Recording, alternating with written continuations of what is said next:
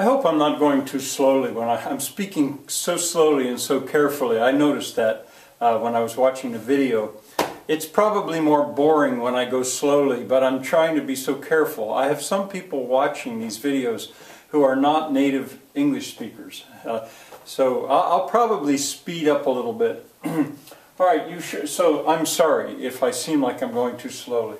Another thing I should say about that is keep in mind, if it seems like you're learning Spanish too slowly, well, keep in mind that I'm not only teaching you Spanish. I'm getting you ready to study foreign languages. I'm trying to make you into junior linguists. And so I'm teaching a lot of concepts as I'm going. I'm not just diving straight into Spanish. All right, write out your conversation. That you should do. I'm going to stop doing that. I'm not going to keep writing out the whole conversation every time. I already started to skip the English. So you should write that out. I'll eventually have it on a card and I'll read it because I don't know if I'll have it memorized. I'll read it from a card. All right, the conversation so far goes like this. First speaker, stupid ugly guy, says, "Hola, señorita." And the second, and what I would do with my classes, I'd say, all right, let me hear that. "Hola, señorita." And then, "Buenos días, señor." "Buenos días, señor." And I'd listen, I'd have the kids say it. "¿Cómo estás?" says the guy. And she says, "Estoy bien. Gracias. ¿Y usted?" Well, I would begin to separate the class, too, into the boys and the girls. I say, boys, you be speaker number 1. Girls, you be speaker number 2. So that they could see it was like a conversation. Something interesting that would happen there, every time, the boys would belt it out, and the girls were too timid. I don't know why that was. And so some guys would say, well, I'll be a girl. And that's usually what I had to go with. Anyway, the conversation's going to go on. He has said to her, "Thanks," and "you?" Well, he's going to say, "Yo?" Well, that means I, or me, I. He wouldn't have had to say that. He could have simply said, "Estoy," I am. But he's flattered. She gave him the time of day. "Yo estoy muy bien." Muy. Well, here's a new word. I'm not writing these down because you already have them. Muy means very. And sometimes the students can guess that just from the context. Estoy muy bien. Well, sure he is, because this beautiful, smart girl is speaking to him. Now he's going to go on and he's going to say, "Por favor, por favor." And that word favor, I would say it as well as I could. I wouldn't let them see it. They wouldn't have seen it yet. Favor.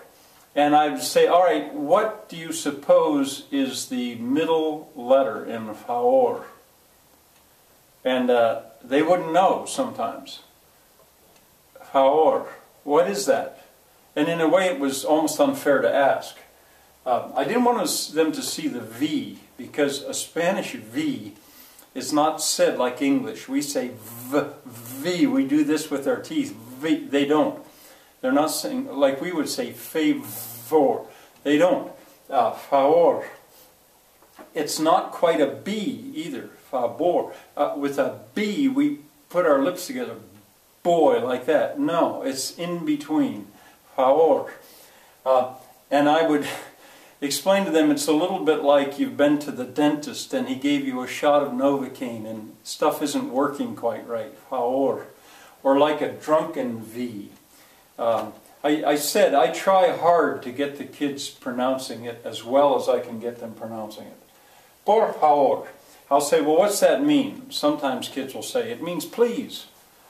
Well, yes, but it's 2 words. Por favor. Well, this one means favor. That is one of those cognates, handy. Por means for.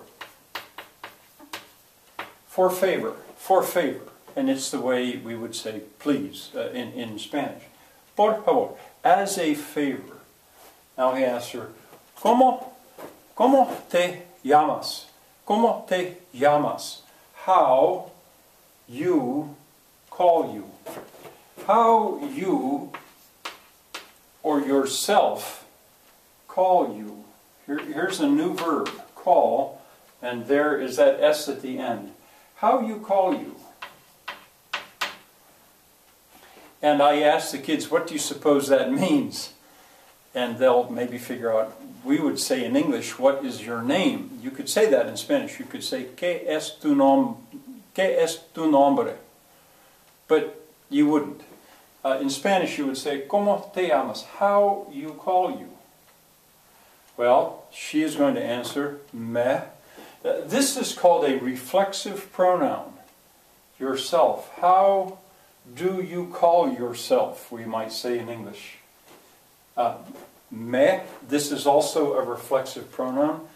Me, I'll translate it as me, but it could be translated better maybe as myself. Llamo Maria. I call, this ends with an O, so that means I. She could have said, Yo me llamo Maria. Yo me llamo Maria. She could have, but you wouldn't usually. You don't need to, because it ends with an O. Me llamo Maria. ¿Y usted? She's still being formal. Usted? And you? Notice I'm not writing these down. That's a proper noun. You don't translate it. ¿Y usted? And he answers, Me llamo José. Now, I let the kids choose the names. I'll say to them, give me a Spanish-sounding name that sounds like a real pretty girl. And oh man, they love to come up with names. It's interesting. And I usually let every class choose their own. And then I'll say, all right, girls, give me a Spanish-sounding name that sounds like a Spanish guy. I don't care if he's stupid and ugly or not. It doesn't matter, a Spanish guy.